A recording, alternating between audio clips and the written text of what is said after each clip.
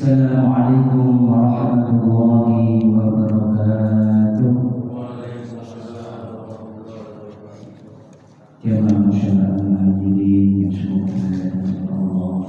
Pada kita mulai pada sore ini, pada kita bersama-sama membaca surat Al-Fatihah dan nanti kita lanjutkan dengan baca doa malam. Bismillahirrahmanirrahim. إلى حضرة النبي المصطفى بشفاعة رسول الله صلى الله عليه وسلم وعلى آله وأزواجه وذريته وأهل بيته وأشهد له الفاتحة. أعوذ بالله من الشيطان الرجيم. بسم الله الرحمن الرحيم. الحمد لله رب العالمين الرحمن الرحيم مالك يوم الدين إياك نعبد وإياك نستعين اهدنا الصراط المستقيم صراط الذين أنعمت عليهم غير المغضوب عليهم ولا الضالين آمين. بسم الله الرحمن الرحيم.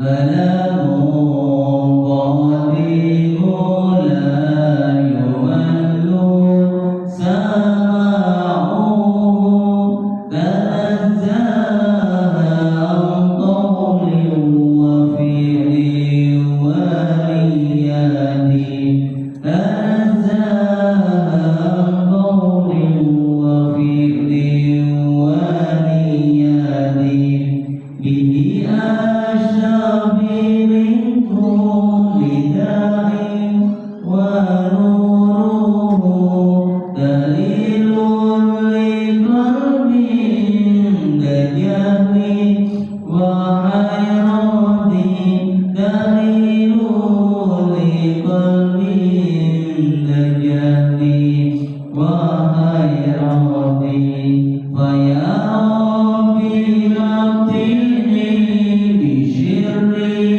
حروفه ونور به قلبي وسمعي ومولدي ونور به قلبي وسمعي ومولدي.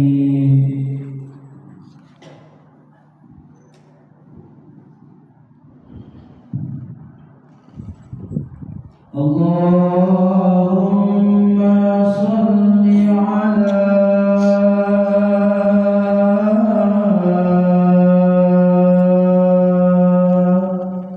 سيدنا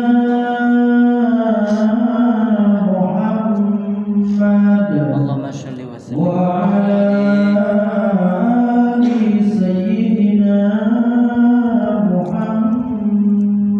اللهم صل وسلم يا ربي بالمصطفى بلغ مقاصدنا واغفر لنا ما مضى يا واسع الكرم.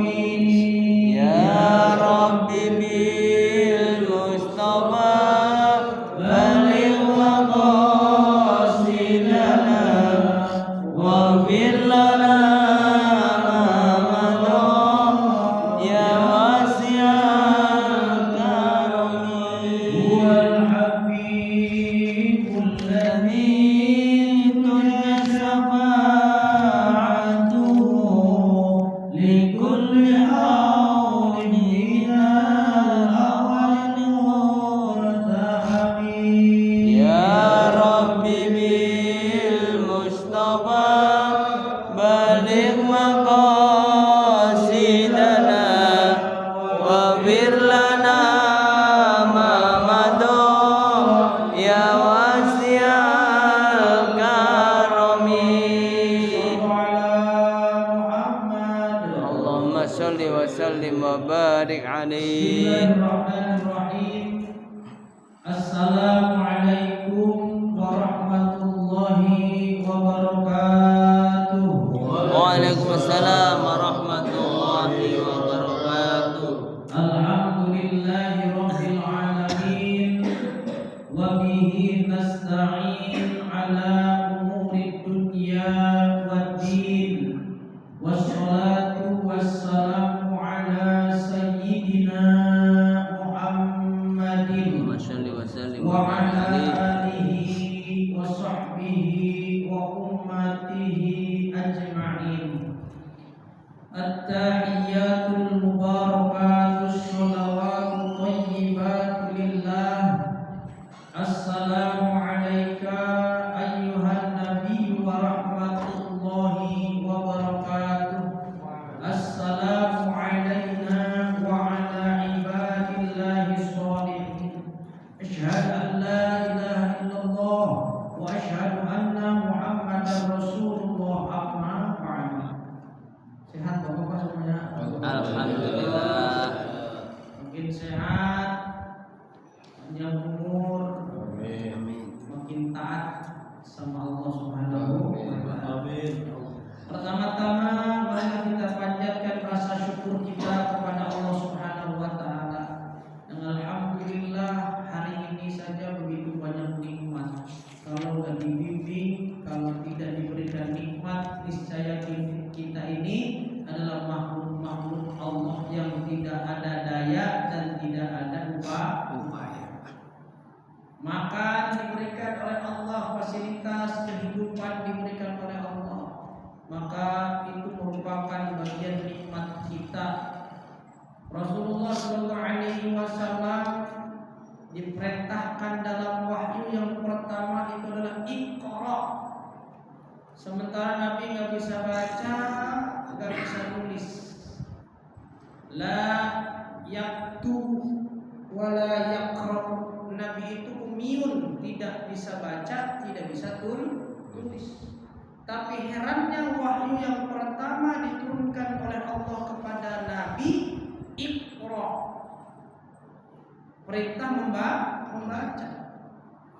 Lalu apa yang Nabi baca pada saat itu? Apakah tulisan? Kalau Nabi tidak bisa baca.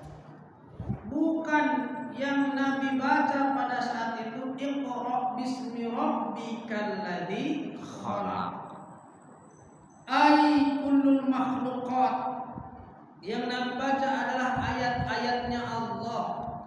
Ayat itu bukan tulisan-tulisan yang di dalam Al-Quran. Ya, itu juga ayat. Tapi yang disebut ayat itu adalah tanda-tanda kebesaran Allah. Ada dalam satu ayat kata Allah, sanurihim ayati fil afaqi wa fi anfusihim. Kata Allah, akan aku berikan, akan aku tunjukkan tanda-tanda kebesaranku fil afaq wa fi anfusihim, di alam semesta ini dan di dalam diri mereka masing-masing.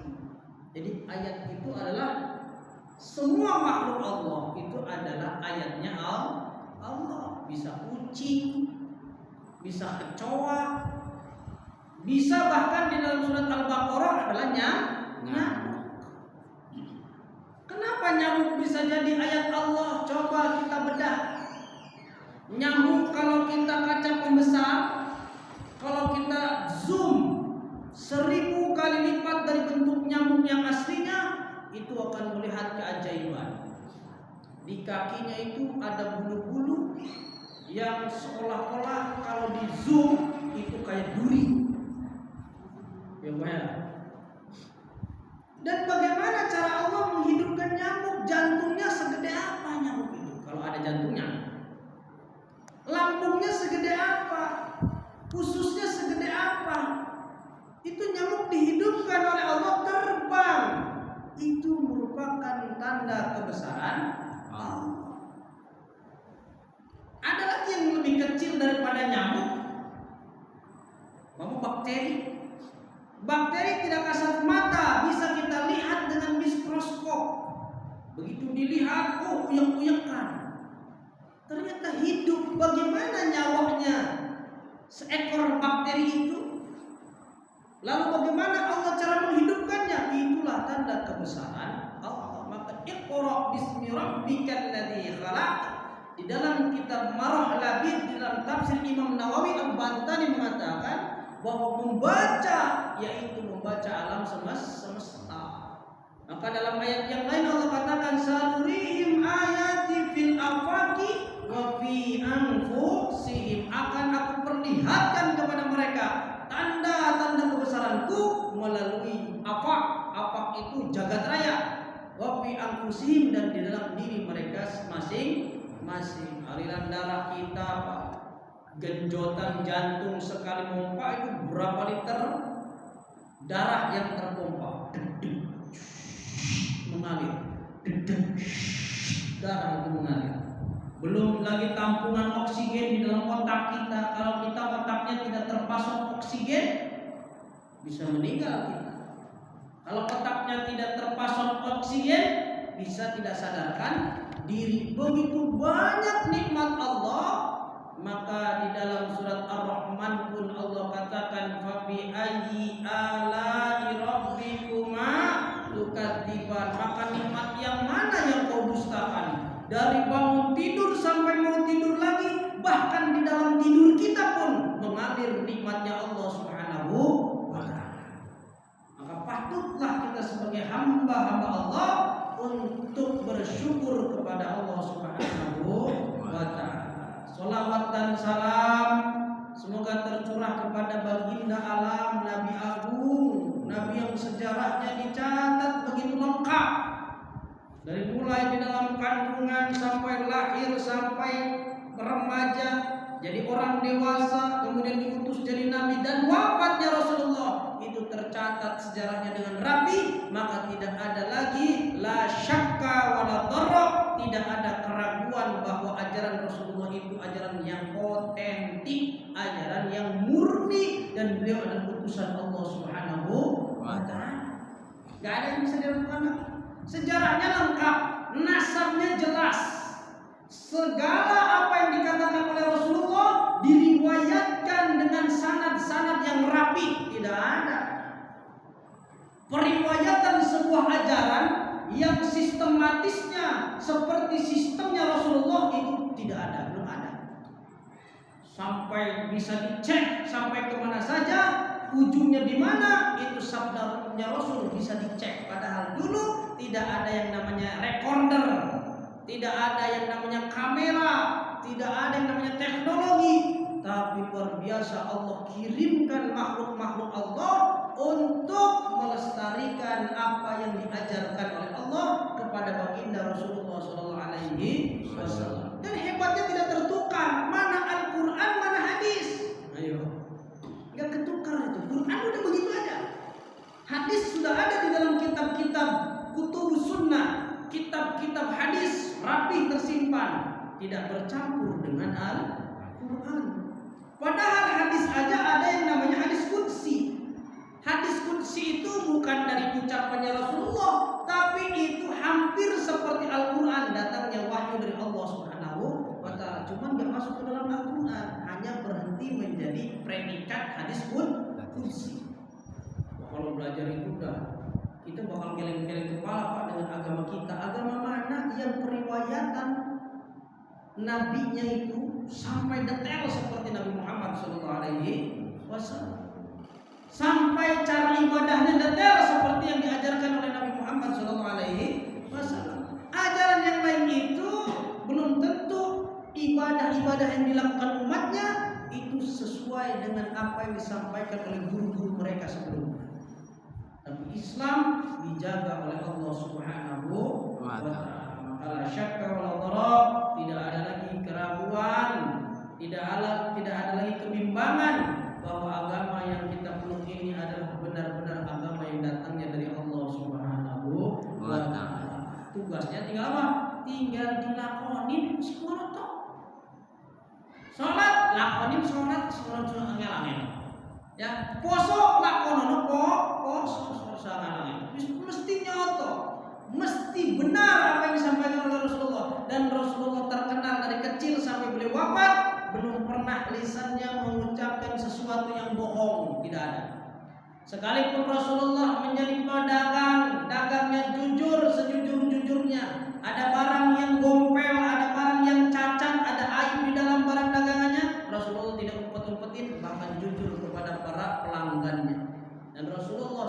akan mendapatkan ribhun katsir, keuntungan yang sangat besar.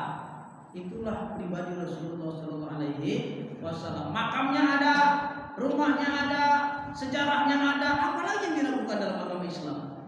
Kalau ada orang yang mau mengoyak-ngoyak keyakinan dalam agama Islam, kita sudah kuat bahwa Rasulullah benar-benar utusannya Allah.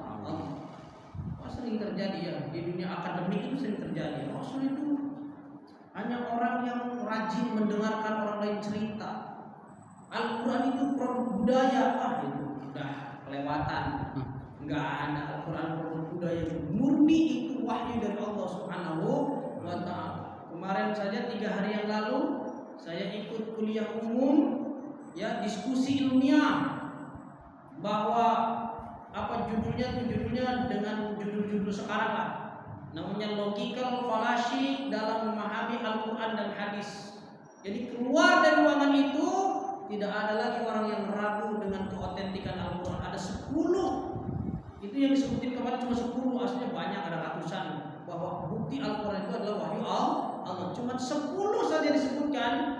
Bapak-bapak tidak akan ragu lagi bahwa Al-Quran itu memang wahyunya Allah Subhanahu wa ta'ala. Tapi saya tidak akan menjelaskan itu pada malam hari ini ya. Itu hanya sebagai stimulus buat bapak-bapak untuk meyakini ajaran agama Nabi Muhammad SAW. Mudah-mudahan di akhirat kita diaku sebagai umatnya. Amin. Alamin. Hadirin bapak-bapak, ibu-ibu yang dirahmati Allah Subhanahu wa ta'ala, pada malam hari ini kita akan mendengar sama-sama apa yang disampaikan Rasulullah SAW kepada Sayyidina Ali karramallahu wajhah. Jadi ada satu kitab yang khusus hadis itu disampaikan kepada sahabat Ali, bukan kepada orang lain lagi. Khusus ini kitab atau nasihat-nasihat Nabi yang disampaikan kepada sahabat Ali karramallahu wajhah. Nama kitabnya adalah Wasiyatul Mustafa, wasiat Rasulullah kepada sahabat Ali. Saya bacain. Ya Ali, hai Ali, ahabul ibadi ilallah, orang yang paling dicintai oleh Allah yaitu abdun sajidun, orang yang ketika bersujud yaqulu fi sujudihi, dia berkata di dalam sujudnya, Rabbi inni dzalamtu nafsi, ya Allah, aku adalah orang yang sering dolim kepada diri sendiri. Jadi bapak-bapak habis baca Subhana rabbiyal a'la wa bihamdi, baca doa ini, Rabbi inni dzalamtu nafsi faghfirli dzunubi fa innahu la yaghfiru dzunuba illa anta. Gak sempat nulis kalau sekarang bapak-bapak, karena kan mau bawa buku ya. Nanti minta aja mau masukin record kan? YouTube. Oh, apa live streaming?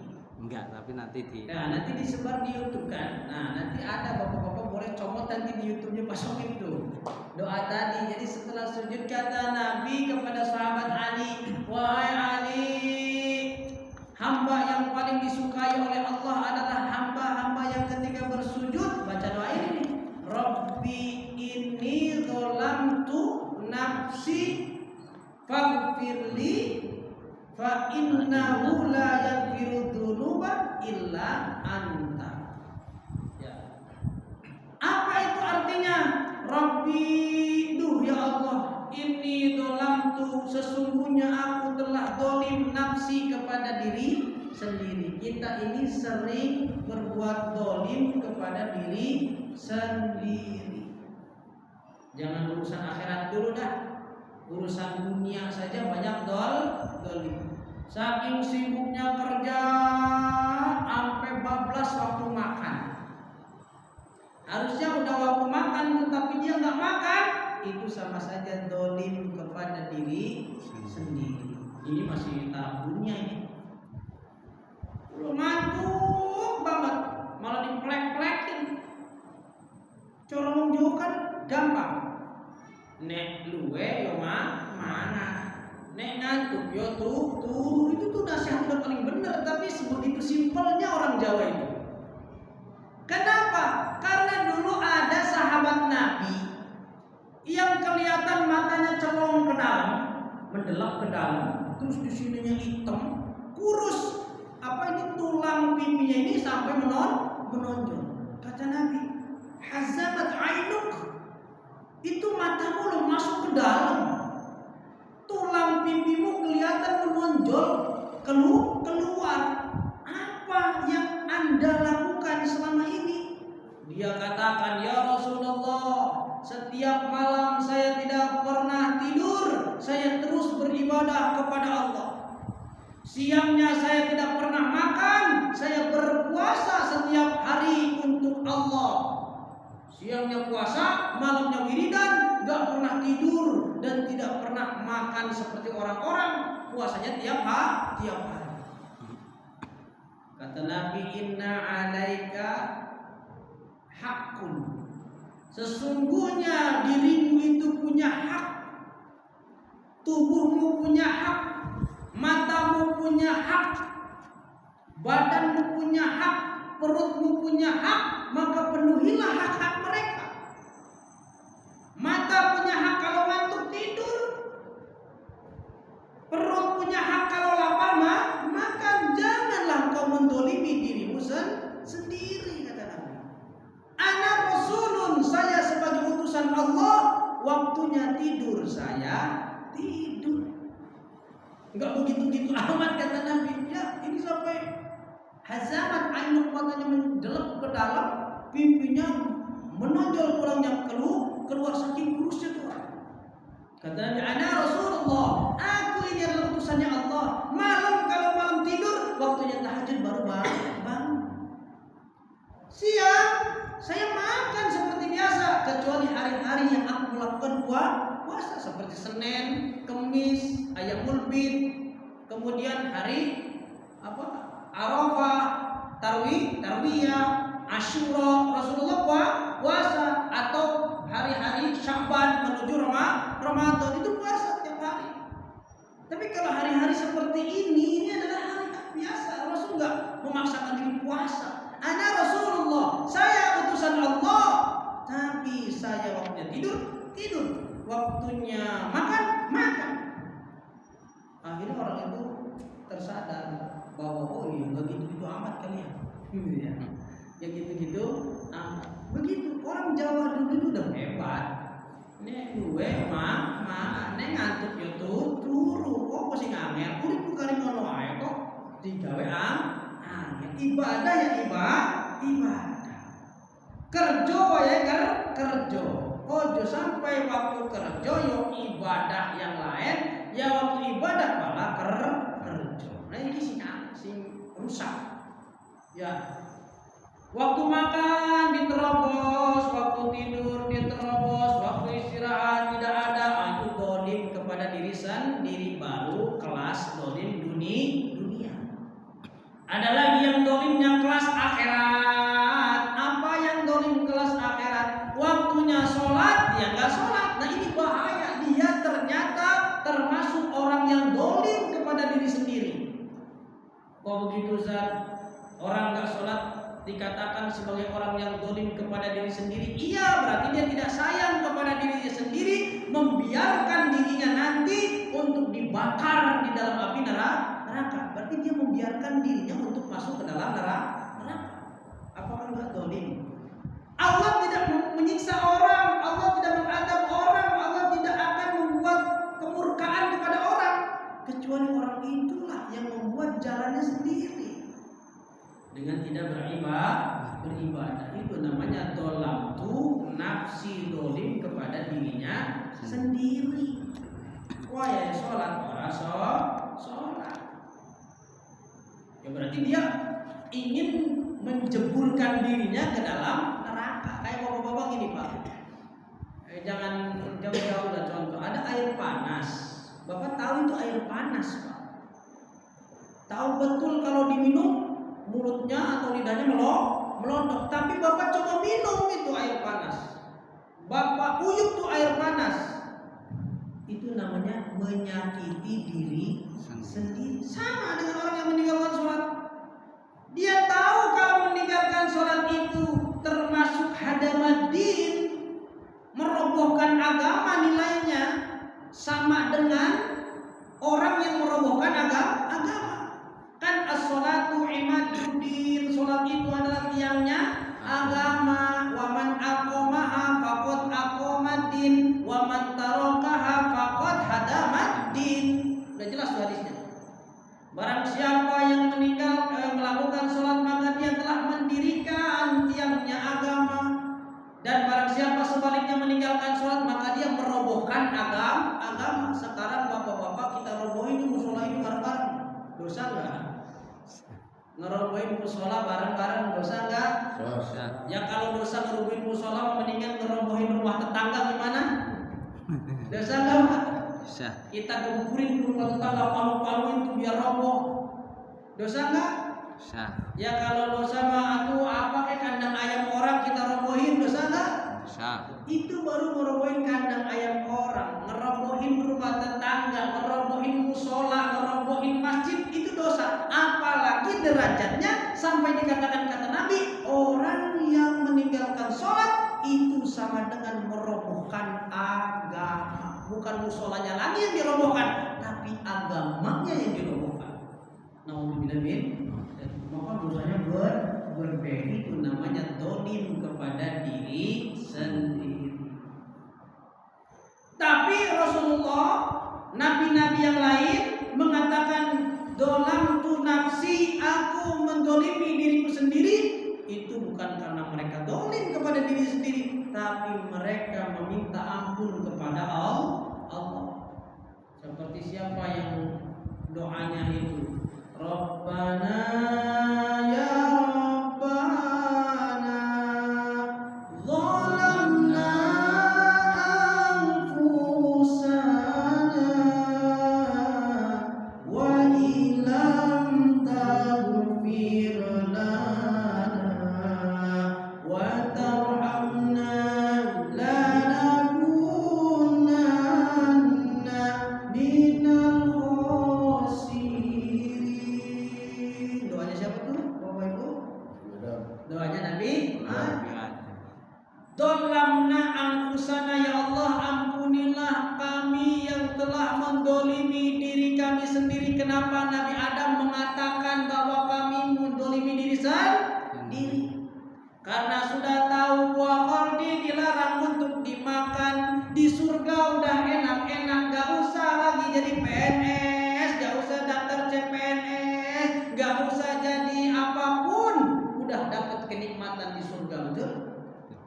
Cuma di dunia mah kudu kerja, dagang, bisnis, nyalon CPNS, nyalon bupati, nyalon gubernur, ribet di dunia itu.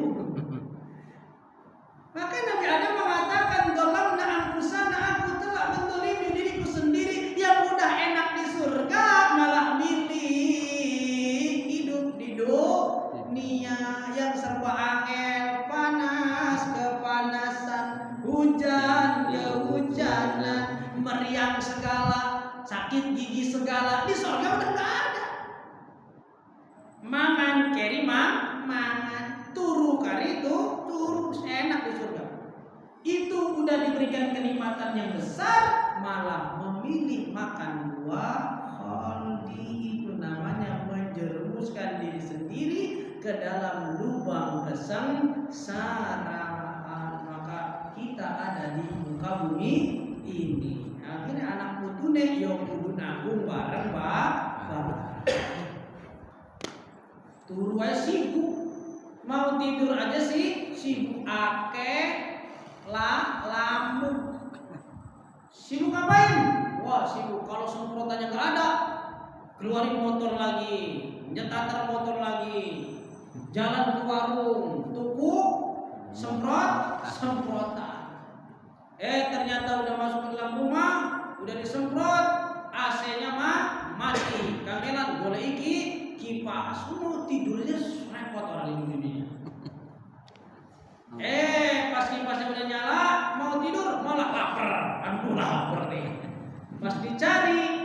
dapur gak ada makanan, mie rebus gak ada, mie goreng gak ada, metu akan motor meneh, metu meneh, golek panganan. Ya Allah, itu urip manusia itu serba sibuk, serba pakai serba yang namanya kesulitan.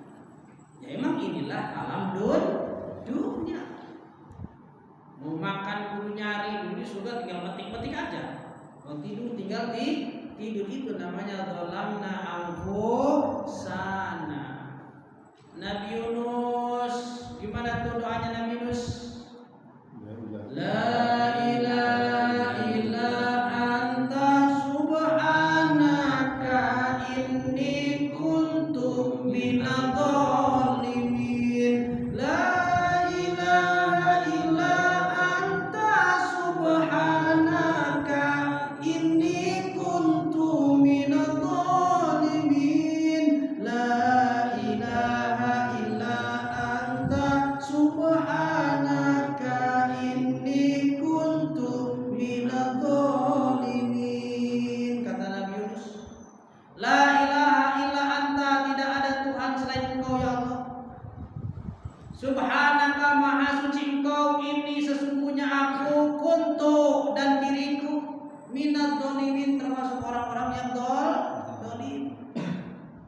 Nabi Yunus menganggap dirinya dolim kepada diri sendiri. Para nabi itu banyak yang menganggap dirinya dolim kepada dirinya sendiri. Kita malah aku paling suci, aku paling benar, kan heran. Nabi aja mengaku bahwa dirinya paling dolim kepada dirinya, kita merasa paling benar, angel. Ini Nabi Yunus, Nabi Adam, nabi-nabi yang lain dalam doanya selalu mengaku, ya Allah, saya ini dolim kepada diri sendiri. Itu baru diri sendiri, belum dolim sama istri, belum dolim sama anak, belum dolim sama tetangga, belum dolim sama teman, belum dolim sama saudara. Banyak kedoliman kita, cuman gak kerasa. Kenapa gak kerasa? Karena tidak sadar. Kenapa Pak Bu? Karena tidak sadar. Kesadaran itulah yang akan membawa seseorang mencapai pencerahan, perubahan yang lebih baik. Akeh wong iku fawailul lil musallin, celakalah bagi orang-orang yang sholat, alladzina hum an sholatihim sahun, yaitu orang-orang yang di dalam sholatnya dalam keadaan lalai, ora eling, ora sadar. Maka kunci yang pertama adalah kesadaran, atau bahasa Inggrisnya adalah awareness, kesadaran. Kalau orang sudah sadar ke dalam dirinya, maka dia akan sibuk untuk memperbaiki diri.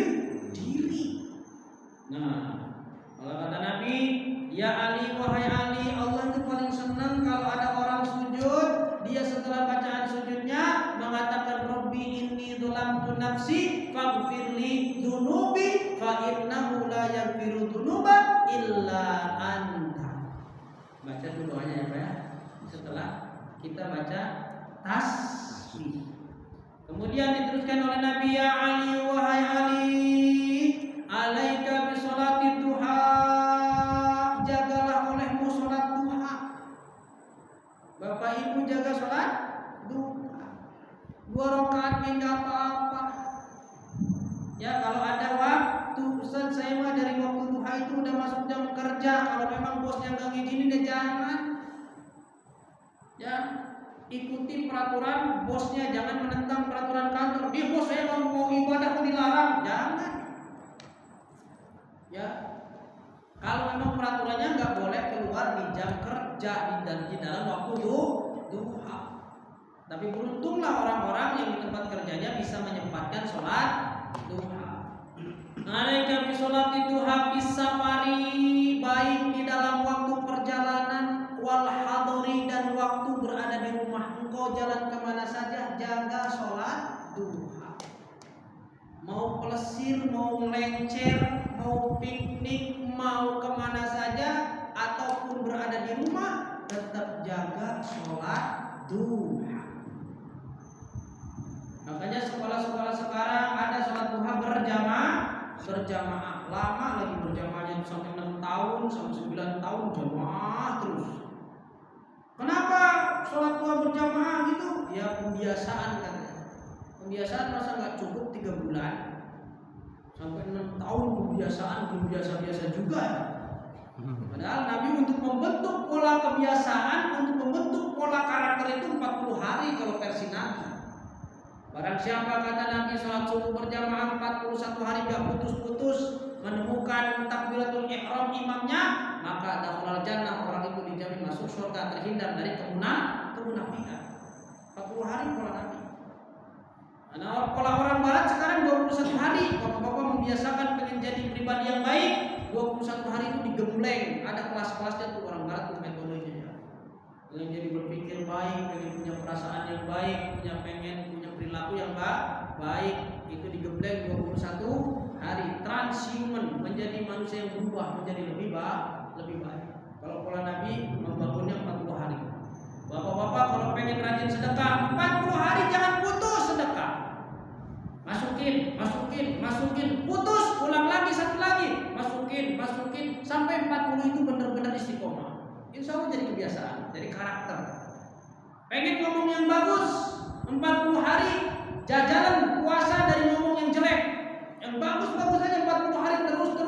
Begitu ngomong jelek sehari, ulang lagi dari satu. Kalau 40 hari itu berhasil kita nggak ngomong yang buruk, tidak berbicara yang negatif, maka selanjutnya Anda akan berhasil menjadi orang yang lisannya hanya berbicara yang positif. Itu pola Nabi ya. Kalau dilaksanakan Bapak-bapak berpikir negatif sudah tadi ya, belum ya? Cara berpikir negatif, pikir negatif lagi. Kenapa ini ya? Orang itu kok kerja baru sebentar, rumahnya udah dibangun 3 lantai. Ini negatif nih, buru-buru luruskan. Latihan 40 hari tanpa berpikir negatif, ganti dengan pikiran-pikiran positif, maka di hari ke-41 berpikir positif itu sudah menjadi kebiasaan. Bahkan tidak sempat untuk berpikir negatif lagi. Jadi orang yang tenang, gak mikirin yang aneh-aneh. Suara sudon kalau wong, uripnya nyaman. Kalau sudah hidupnya nyaman, Allah akan berikan abundance. Apa abundance? Abundance itu adalah keberlimpahan. Dia akan selalu merasa dirinya beruntung. Dia akan selalu merasa dirinya berkelimpahan nikmat Allah. Dia akan selalu merasa hidupnya sudah luar biasa, sudah lengkap, sempurna, diberikan kenikmatan oleh Allah. Kenapa? Saking positifnya pikiran. Karena orang yang gak bersyukur itu berarti netting, ada negatif thinking. Aku gak cukup ya, tetanggaku begitu. Waktu ribu koyo ini terus, tetanggaku sudah nyampe mana? Banding-bandingin terus. Masalah dunia tapi ya, masalah akhirat gak pernah bandingin. Tetanggaku rajin banget ibadah, jarang. Tapi bandingin kok tonggoku padahal pangkatnya bodoh. Omah iso gedong koyo ngono, mobilnya iso papat.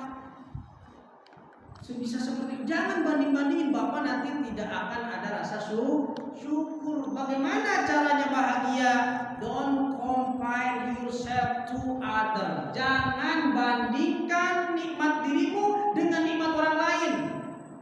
Maka nanti akan menyebabkan insecure, diri kita ini tidak pede, tidak percaya diri dengan apa yang kita miliki. Jangan, udah orang lain punya nikmat sendiri, kita pun punya nikmat sendiri. Orang lain minum air susu, kita minum air putih, gak usah mikirin susu yang ada di tangan orang lain. Mendingan kita nikmati apa yang ada di tangan kita. Lebih baik tidur di atas jerami, mimpinya dikelilingi bidadari, daripada mimpi tidur di atas spring bed, tapi mimpinya dibakar oleh orang satu kampung. Ayo, mendingan mana? Ya, kalau kata orang sana, orang seberang sana, mendingan kita makan singkong dalam kenyataan daripada bermimpi makan roti. Kan ada gitu ya Pak, istilah orang mana tuh, orang Batak apa orang mana? Lebih baik kita makan singkong tapi beneran daripada kita bermimpi makan roti. Ya seroti-rotinya juga mimpi, Pak. Ya, tapi sesingkong-singkongnya adalah perkara yang bisa kita makan daripada kelaparan. Mimpi aja terus makan roti, memang kenyang, udah makan kenyang.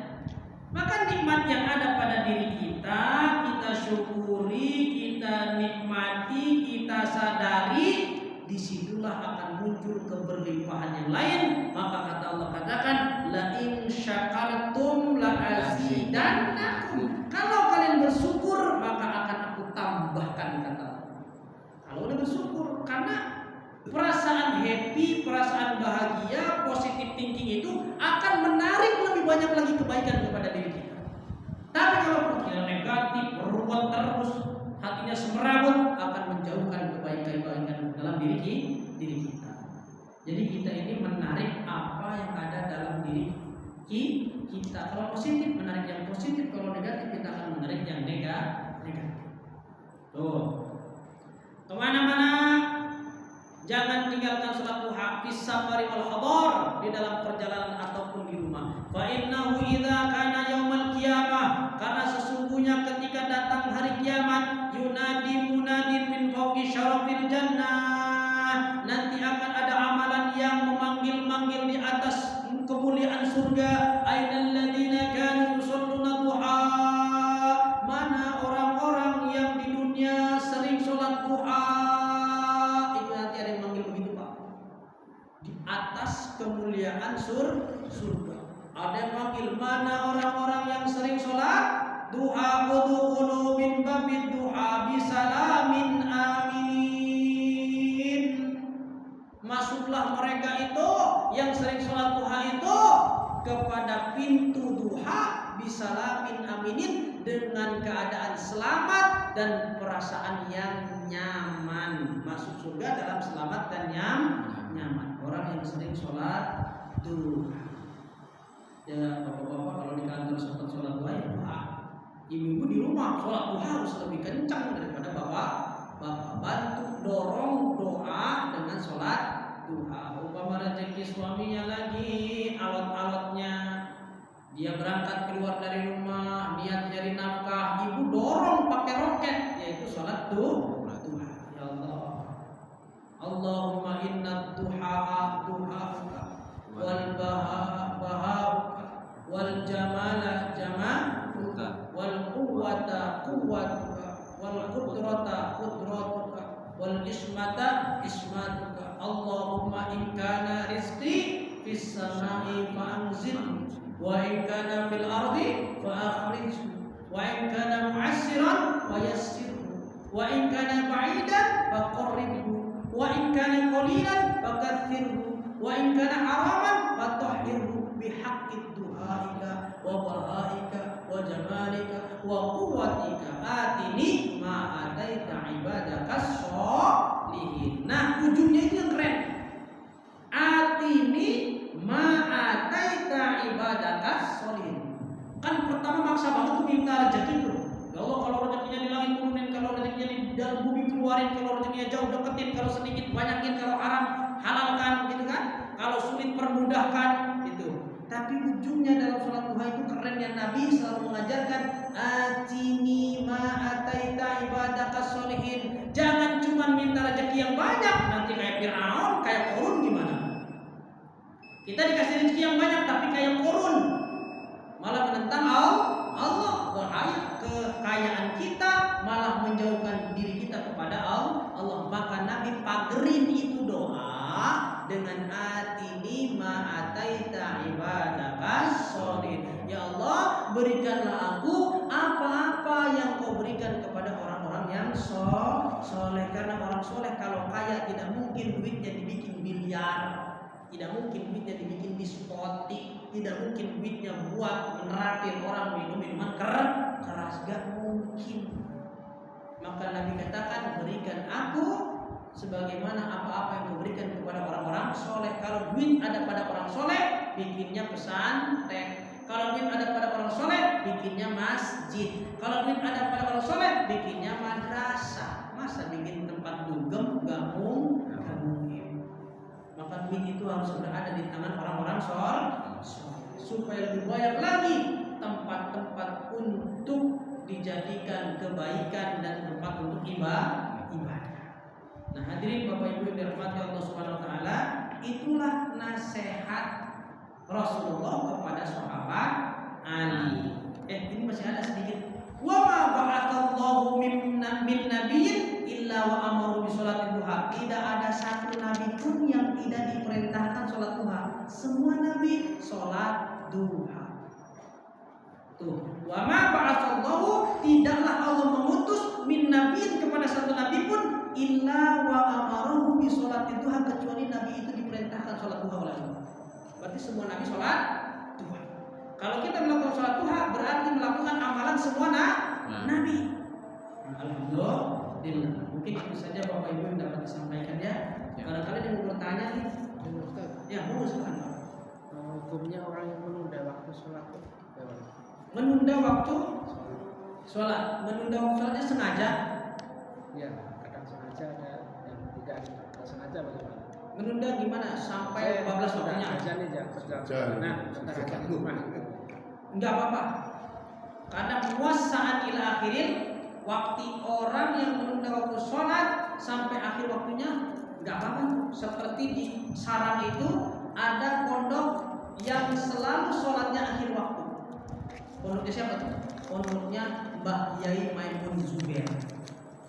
Mbah Maimun Zubair itu adzan asar jam 4 kadang setengah 5. Tapi kalau pondok saya itu adzan asar ya sesuai waktunya. Tapi kalau Mbah Maimun itu waktu asar itu jam setengah 5. Antara maghrib itu hampir setengah 7. Subuh itu hampir setengah 6. Itu apa? Torikohnya beliau gitu, jalannya beliau. Kok kenapa ya Al-Anwar itu kok kalau sholat asar ya mepet-mepet maghrib, kalau sholat subuh mepet-mepet waktu esok gitu kan. Nah itu supaya memberikan edukasi kepada para santri pun bahwa sholat di akhir waktu asal jangan jebol waktunya. Nah itu tidak apa-apa, tapi saran Nabi, sholatlah pada waktunya. Pada waktunya itu kapan? Bukan pada waktunya pas adzan. Artinya sholat isya pada waktu isya. Sholat duhur ya pada waktu duhur. Kalau sholat duhur di waktu asar berarti tidak sholat pada waktu. Paham ya? Nah tapi kalau menunda karena kemalasan, itu namanya khawatir disebut sebagai orang munafik. Jadi sholat padahal nggak ngapa-ngapain tuh. Sholat sebentar aja lah. Nah, ini khawatir dia terseret ke dalam sifat-sifat orang munafik. Jadi kalau menunda waktu sholat, ada kegiatan atau segala sesuatu yang lain itu boleh-boleh saja. Ya, tapi kalau karena malas menunda waktu sholat itu yang bahaya. Karena kata Nabi, orang munafik itu cirinya wa idza ila sholati qamu kusala. Dia berdiri melakukan sholat dalam keadaan malas-malasan.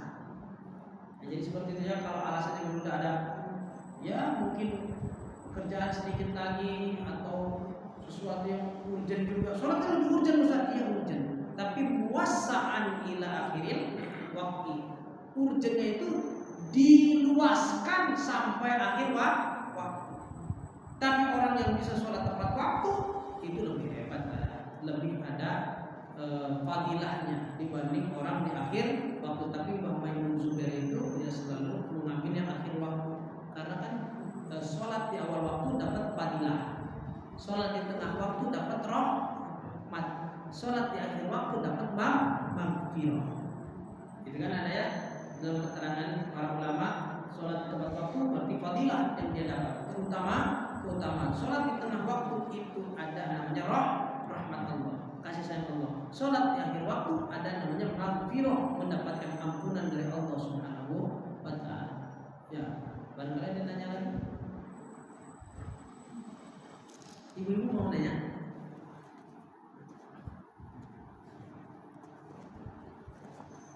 Enggak ada. Sudah cukup ya. Nah, hadirin Bapak yang dirahmati Allah Subhanahu wa taala, ini adalah kitab yang khusus nasihat-nasihat Rasulullah SAW kepada sahabat Ali karramallahu wajhah, yang kepada sahabat-sahabat lain, walaupun sahabat lain pun tahu tentang apa yang disampaikan kepada sahabat Ali. Kayak tadi kan bacaan sujud itu ditambahin. Kadang orang ada yang kenapa sih bacaan sujudnya ditambahin? Itu hadisnya rata-rata kepada sahabat Ali. Ada lagi sami Allahu liman hamidah hamdan yuwafi ni'amahu wa yukafi hamdan yuwafi mubarakan fi. Nah itu setelah sami Allahu liman hamidah itu pun diriwayatkan kepada sahabat Ali. Jadi banyak hal-hal yang diriwayatkan Nabi kepada sahabat Ali itu orang-orang kaget gitu. Kalau kita melakukan kayak la ilaha illallah, la ilaha illallah, itu dari mana itu? Itu Nabi kepada sahabat, yaitu riwayat-riwayatnya. Mungkin itu saja yang dapat disampaikan. Allahumma muwaffiq ila aqwamit thoriq. Assalamualaikum warahmatullahi wabarakatuh. Waalaikumsalam warahmatullahi wabarakatuh.